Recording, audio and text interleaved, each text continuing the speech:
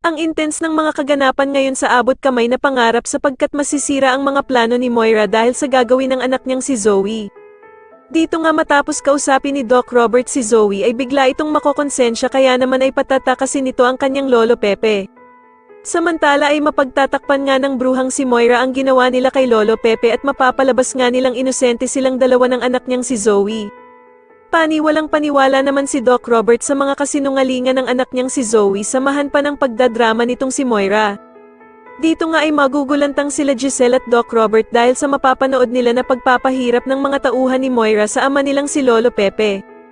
Kitang-kita nga nila ang panglulunod sa kanilang ama sa isang drum at kung paano nila pahirapan si Lolo Pepe.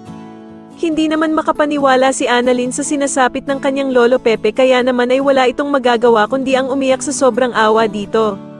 Samantala ay gagawin naman ng bruhang si Moira ang lahat para walang ebidensya ang makakuha sa kanila na hindi talaga totoong tanyag ang anak niyang si Zoe, at dito nga ay susunugin niya ang DNA test na pinagawa ni Lolo Pepe tungkol sa kanilang dalawa ni Zoe. Sa kabilang banda naman matapos ngang mapalo ni Harry ang isang tauhan ni Moira, ay hindi naman ito makakaligtas sa isa pang clown na namasok sa bahay nila Lynette. Dito nga ay maririnig ni Lynette ang mga plano ng tauhan ni Moira na matapos nga daw nilang makuha ang mga pera ni Carlos ay kailangan na nga daw siyang isunod na patayin. Samantala ay makikipagkita naman itong si Doc Robert kay Bala Hadje upang ibigay ang hinihingi nitong pera kapalit nga daw ng buhay ni Lolo Pepe.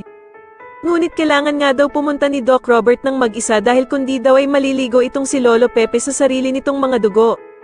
Sa tingin niyo magawa kayang makaligtas ni Harry sa kamay ng mga tauhan ni Moira at magtagumpay kaya si Doc Robert sa pagkuha nito sa kanyang amang si Lolo Pepe, mas lalo na nga talagang nagiging exciting ang mga susunod na kaganapan kaya naman ay mas lalo pa nating abangan ang mas lalong gumigandang abot kamay na pangarap. Maraming salamat po sa inyong panonood at sana po ay ma-subscribe niyo ako. Maraming salamat po.